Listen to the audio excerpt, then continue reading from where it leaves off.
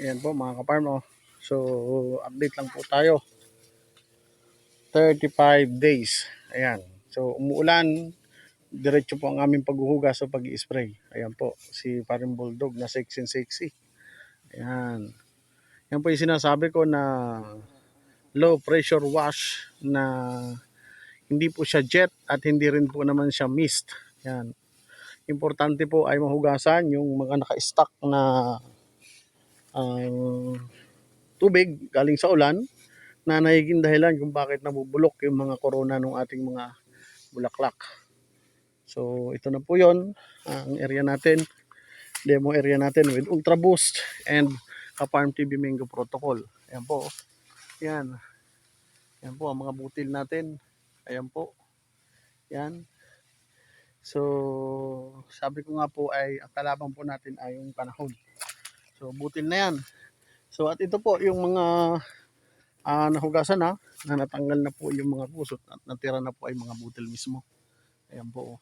Yan. Nakikita nyo po yung mga butil na maliliit na yan. Oh. Yan. Yan. Yan. Hugas po yan. Yan. At ito po naman po si Paring Bulldog. Kasi nga po yung katas po ng bulaklak nandiyan na po. Nagkukulay toyo na po yung tubig. Oh. Galing po yan sa katas mismo ng bulaklak. Na kung hindi po natin maaagapan yan, eh wala. Wala pong mangyayari sa atin pong mga pinaghihirapan. Yan po yung mga butil natin. Yan, kitang-kita naman po natin na talaga pong lumalaban.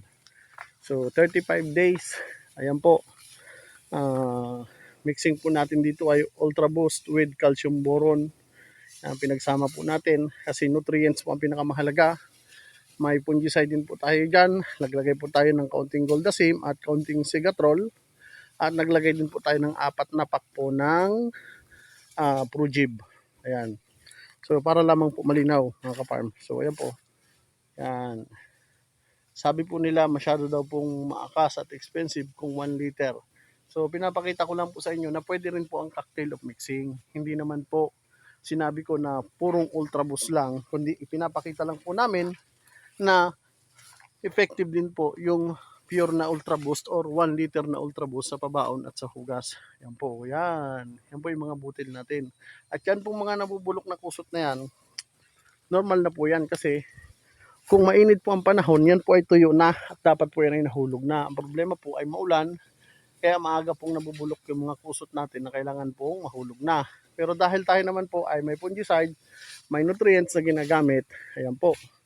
Tulad nga po niya, si Paring Bulldog po kasi alam na po niya yan yung proseso po ng paghuhugas. At syempre, dito rin si Paring Jeff, ang kanyang kapartner. At yun, si Goku lagi nakaupo. Tayo naman dyan! At sayang ang suldo! Hintik na yan Ayan. Ayan. Ito po, si Paring Bulldog po yung ating original mangyan sprayman na isa po sa training natin yan pagdating po sa ating protocol sa pabaon at sa hugas. O yan po. Makikita po ninyo yan. Kung matatandaan nyo po, siya po yung kasama ko sa mga dayo kahit po sa area po ng Cavite na yan.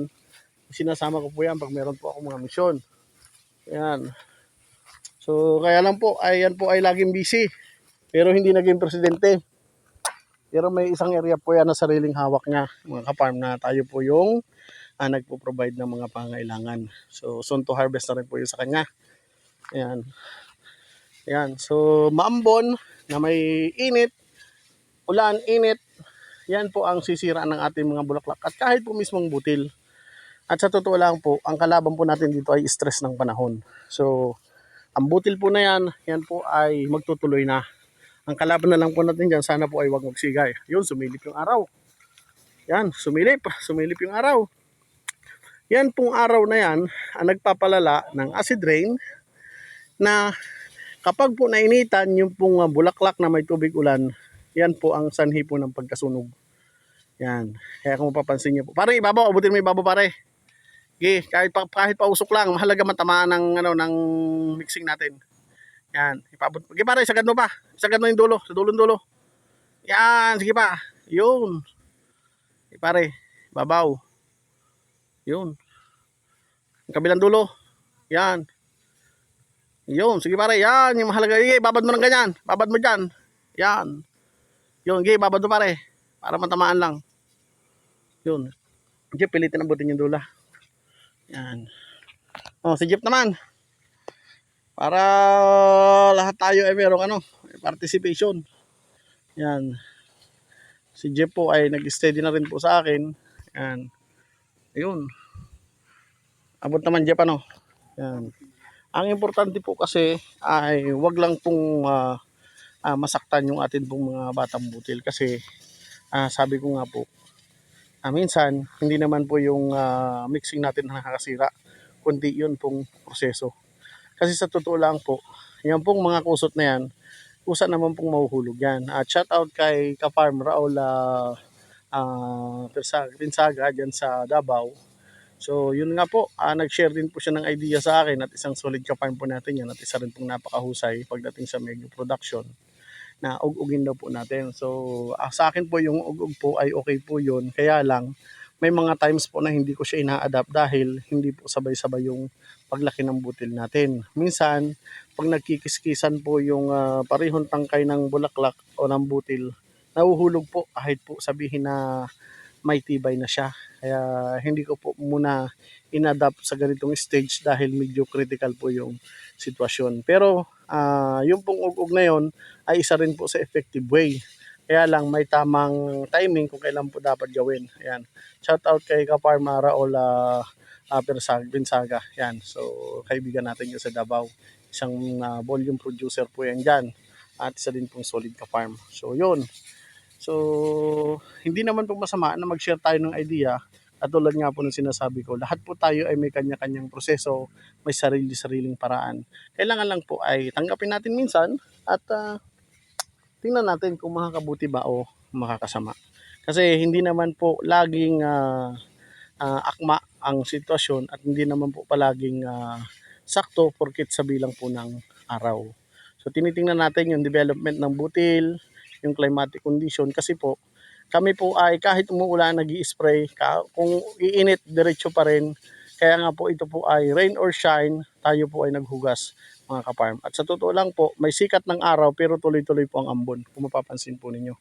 Ayan, so yan po ang nagpapataas ng acid rain, yun pong mahinang ulan na mayroon pong sikat ng araw mga ka-farm. Kaya nagtataka tayo bakit nasisira.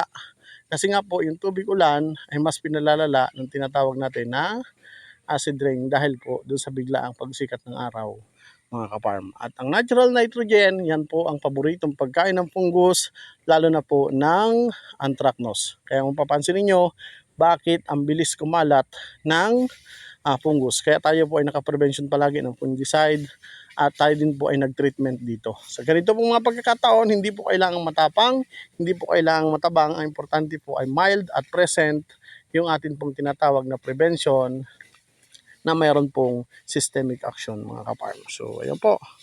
So, tinitira na ni paring Jeff. Yan po kasi mga kusot na yan, katulad po nito, yan. Oh, marami pa pong mga batang butil. Ngayon kung pupwersahin po natin, mahuhulog po yan. May tendency po yan na masira o di kaya po ay magsigay mga ka-farm. So, yan lang po muna ang update ko po sa inyo sa atin pong 35 Duffy na demo natin with Ultra Boost combination with Ka-Farm TV Mango Protocol. So, God bless.